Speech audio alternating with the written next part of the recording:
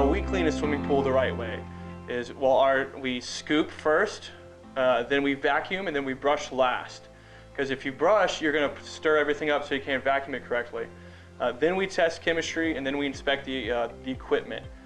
Make sure you get your skimmer baskets. The proper way to clean a pool if you're a homeowner is to clean your skimmer baskets. Don't just rely on your service weekly. Make sure you go out and clean them yourselves. If not, you won't let water flow to the pump correctly. It could burn up, and it's just, make sure you get your skimmer baskets, your pump baskets. Cleaner bag. Cleaner bag.